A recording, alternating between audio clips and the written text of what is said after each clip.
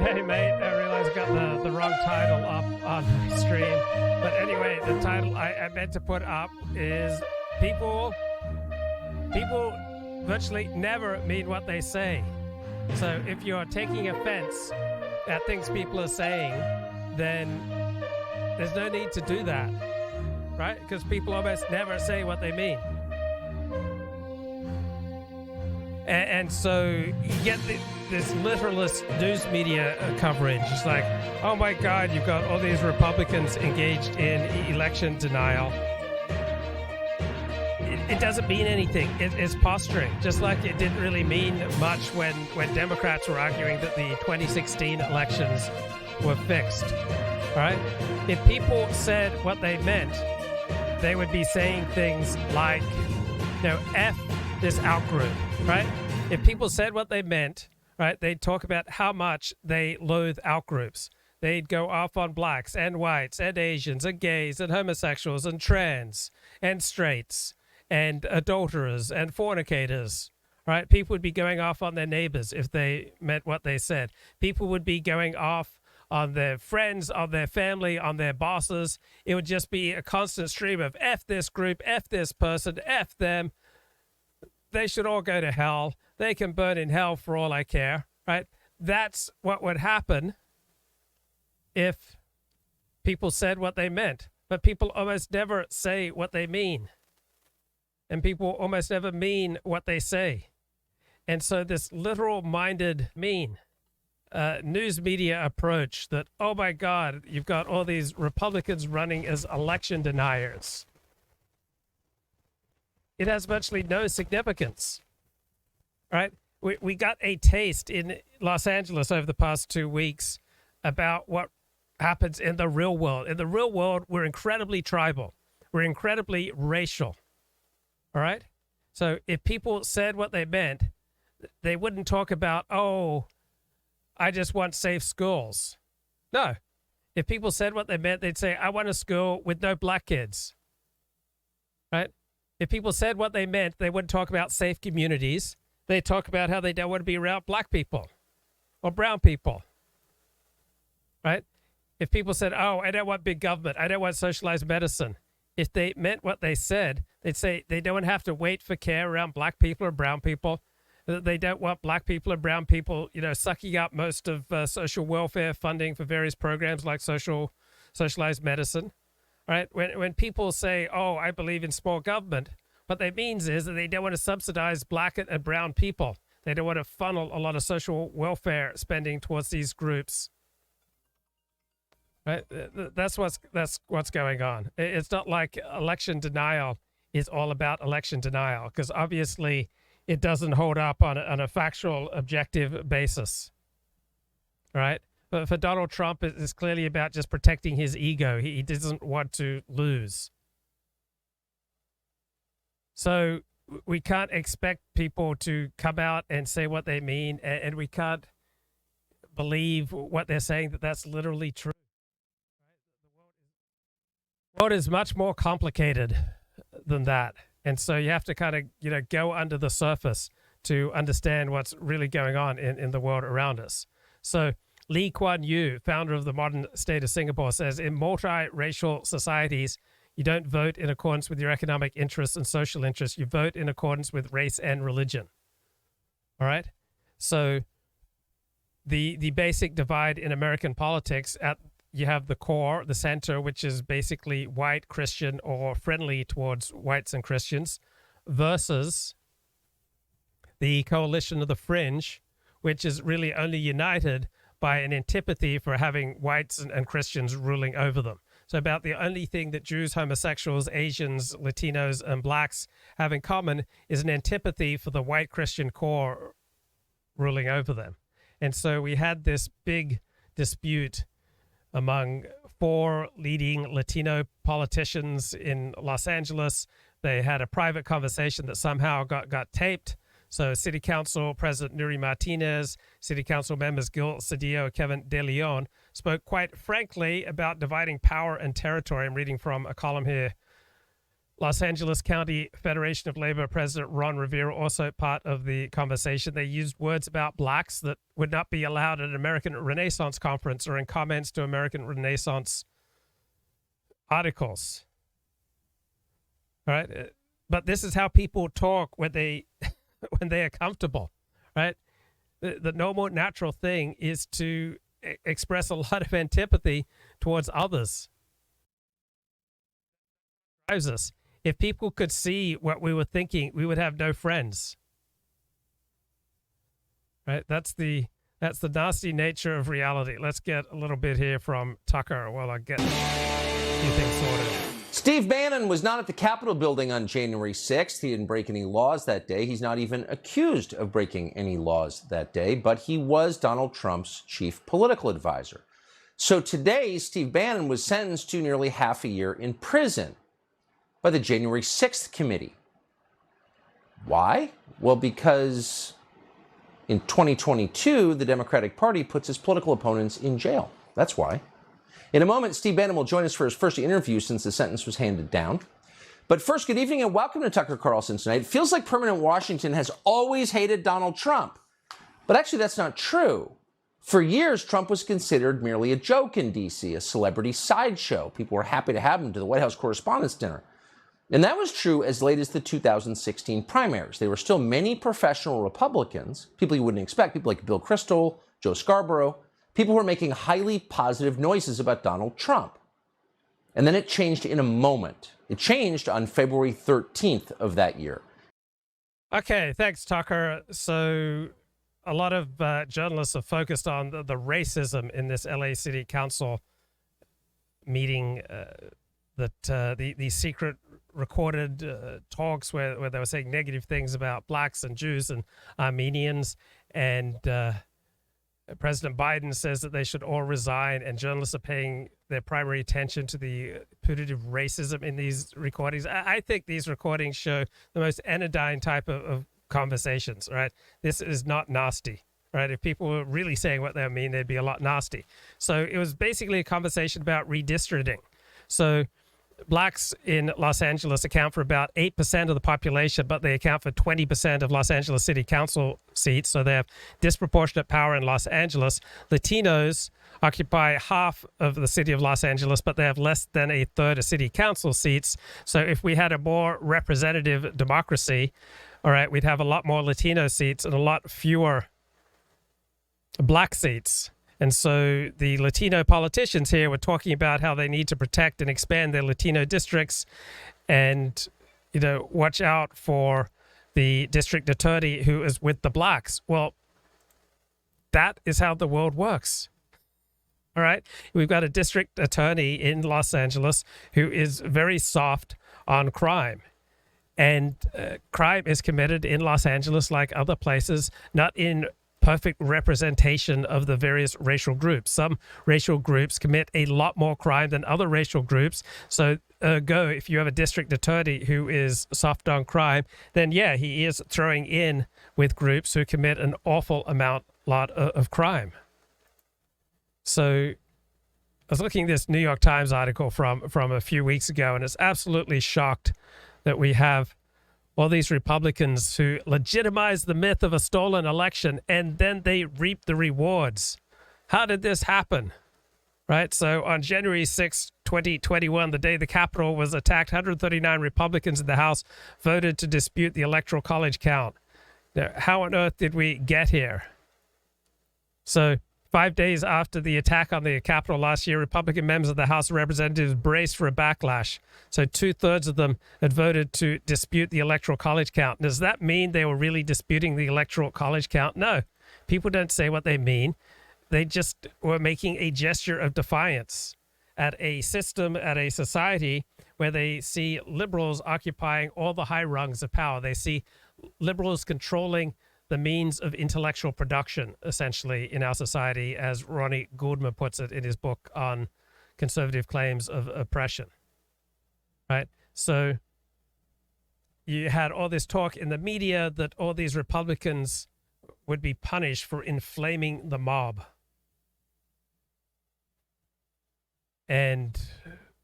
various Republican leaders says, "Oh, we have to unite behind a clarifying message that Donald Trump had truly lost."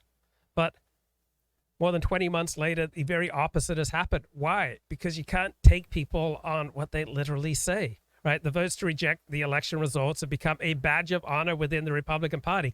Is it because it's just so overwhelming to people that the actual electoral count and the electoral vote counting was rigged and fixed? No, that's not what it's about.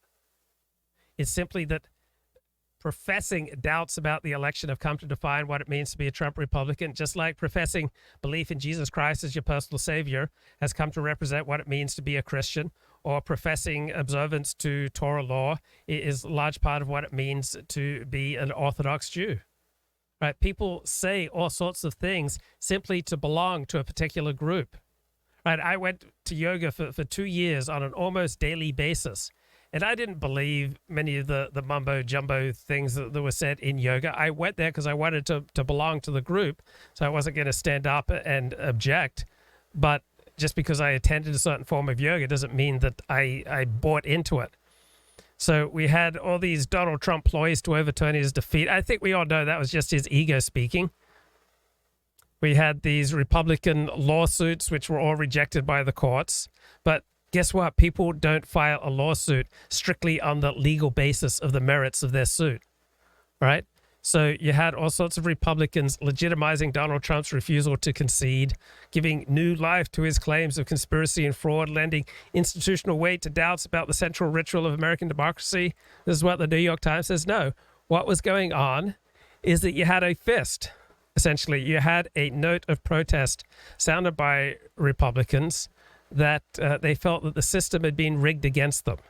Not that necessarily the literal vote counting, but they just realize they live in a world that's dominated by liberals. At the Republican debate in Greenville, South Carolina, that's when Donald Trump criticized the Iraq war. Quote, "Obviously, the war in Iraq was a big fat mistake," he said. And of course, by that point, it certainly was obvious that it was a mistake. But that didn't mean you were allowed to admit it in Washington. You weren't. Thousands of lobbyists, think tank analysts, hack Beltway journalists owed. Right, so supporting the Iraq invasion in 2003 and the Afghan invasion in 2001 are obviously disastrous policies. It's kind of amusing that to simply point that out, and that overwhelmingly the foreign policy experts that you see quoted in the media, right, when NPR says things like, well, when Donald Trump said X, foreign policy experts say Y. These are the same foreign policy experts who overwhelmingly were behind invading Afghanistan in 2001 and invading Iraq in 2003. Right? So their track record has been absolutely disastrous. They've been horrible. They have been so wrong. And yet they still get quoted in the media and in academia as, foreign policy experts, Russia expert, Saudi expert, Middle East expert, Afghan expert, even though they were dramatically, horribly, horrifically wrong. But in the media, there are always these foreign policy experts who are going to show you their expertise and show up Donald Trump's claims or, Republican claims. So the riot engulfing the Capitol January 6th so overshadowed the debate inside the Capitol that the scrutiny of that day has overlooked how Congress reacted and reached that historic vote. So what really happened? And this is actually a quite thoughtful New York Times article. It's from about 3 weeks ago. So it's much more than a simple rubber stamp loyalty to a larger-than-life leader. This isn't why Republicans are claiming the vote was fixed. What we've got is the orchestration of House objections. It's much more a story of shrewd salesmanship and calculated double talk. Right? Calculated double talk dominates how people talk. People virtually never say what they mean. People virtually never give a damn about outgroups. People virtually see the world in tribal terms, us against them. People don't like outsiders. They don't like people who are different from them overwhelmingly. This is how the world works, right? So the New York Times says this is all set against a backdrop of demographic change across the country that has widened the gulf between the parties.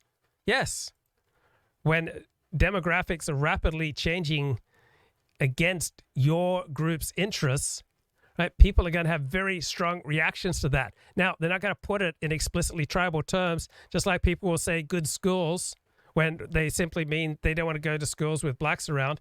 People will talk about good neighborhoods when they simply mean neighborhoods with very few black people around, right? But people won't say this out loud.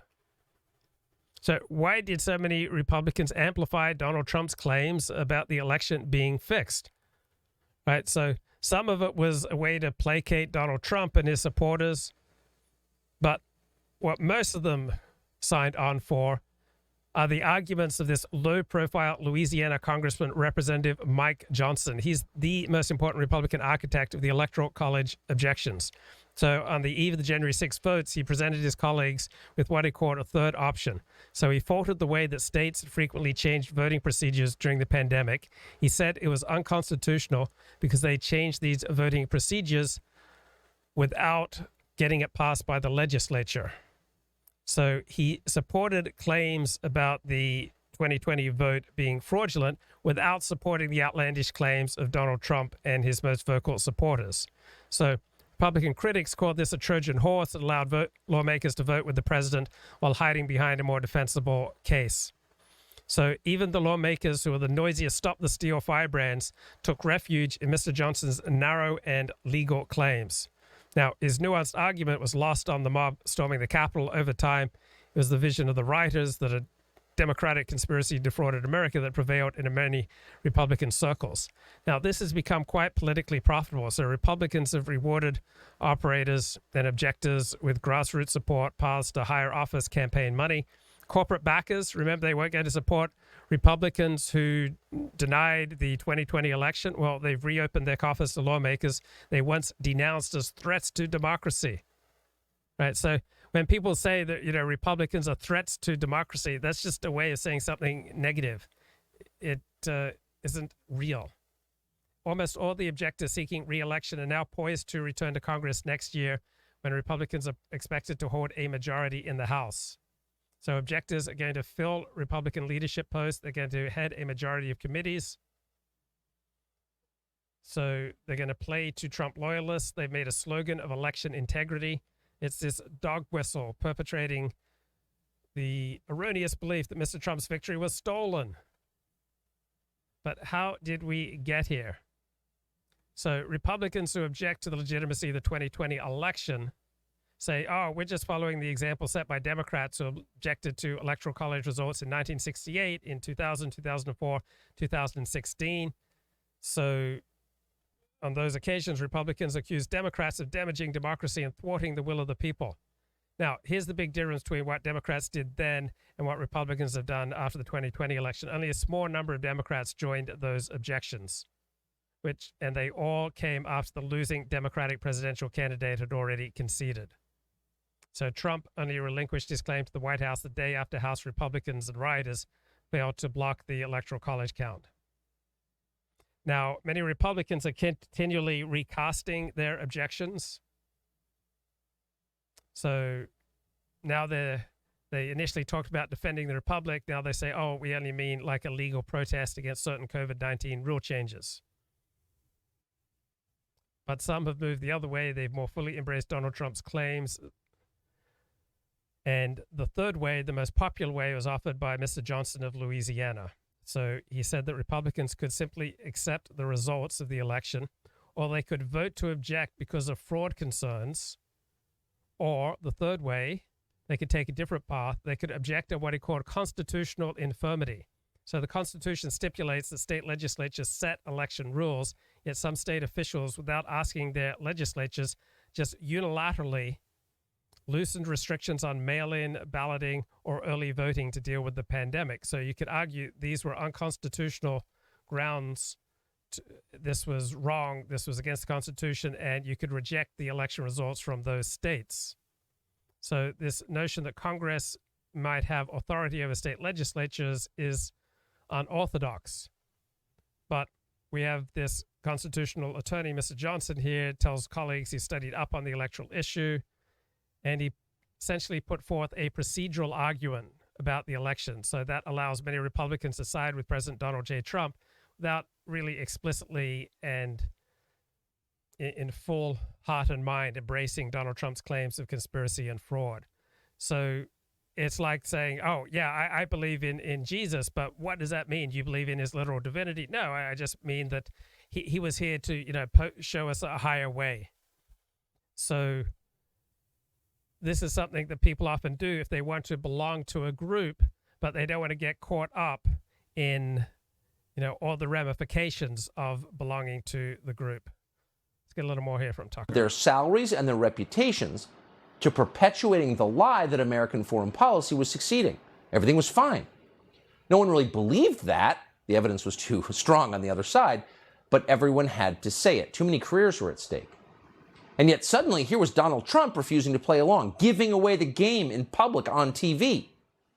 The reaction to this in D.C. was violent and immediate. Donald Trump must be stopped. If Donald Trump was going to criticize the Iraq War as a Republican, God knows what else he might say.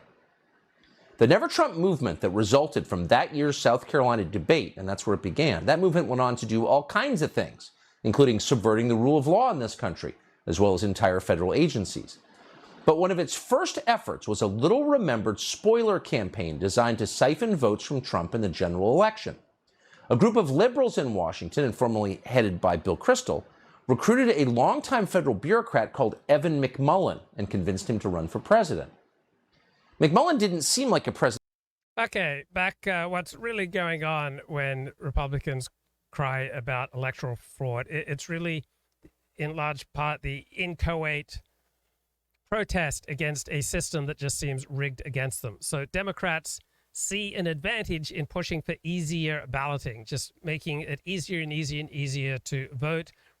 Republicans have long favored tighter regulations. So by state officials loosening voting rules without getting legislature approval, then Mr. Johnson argues this is the fruit of the poisonous tree doctrine. So if the tree is poisonous, if the process is broken, cannot produce good fruit, however popular or unpopular as that may be.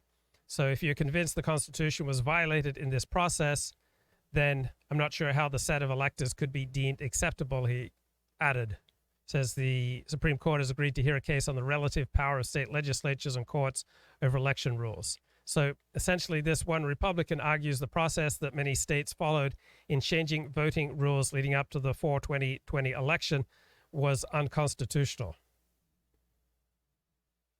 So the primary Republican objectors to the 2020 election, disproportionately white, male, and Christian.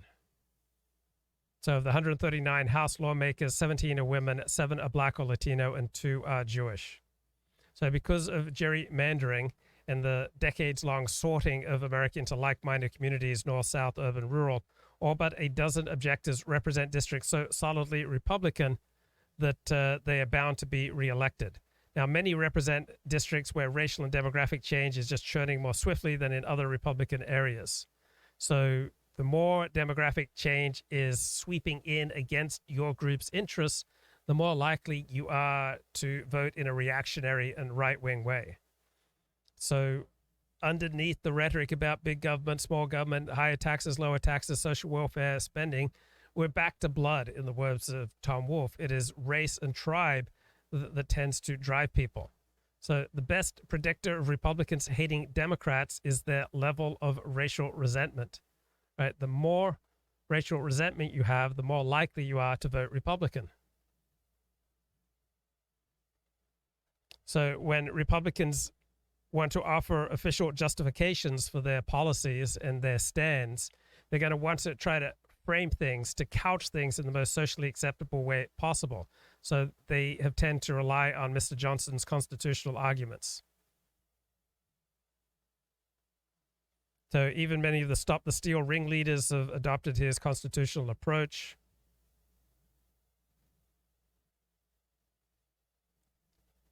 And Senator Barbara Boxer says it's called covering your butt. Yeah, we're all covering our butt, all right? Just imagine what would happen if people really saw what we were thinking. Just imagine what would happen if your private conversations were made it public. Right? People don't want to be out front saying, oh, they support a coup. But when you feel like you are under attack, when you feel like your people's survival is under threat, you are going to react very strongly and then try to justify your reaction. So we tend to be driven by our emotions, and then we use our brain to rationalize and justify where we're going.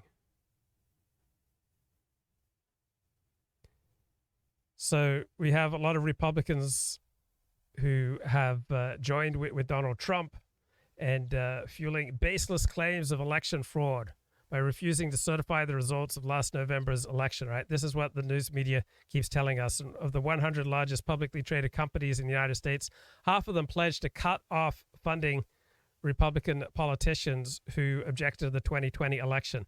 These boycotts were short-lived, right? 33 of these 50 companies have now resumed donating to voting objectors.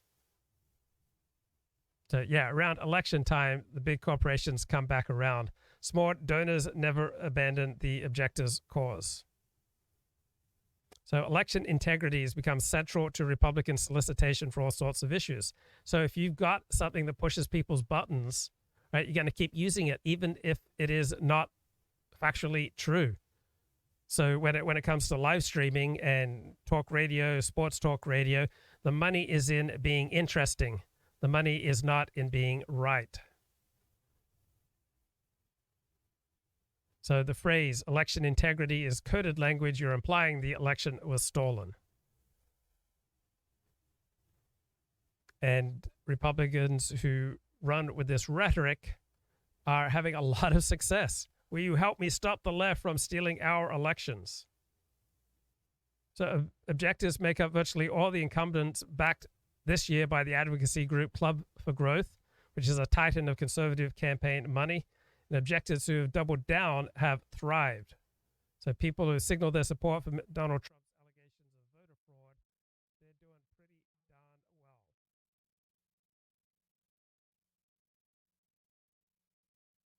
And so we have various Republicans saying, I'm Trump tough.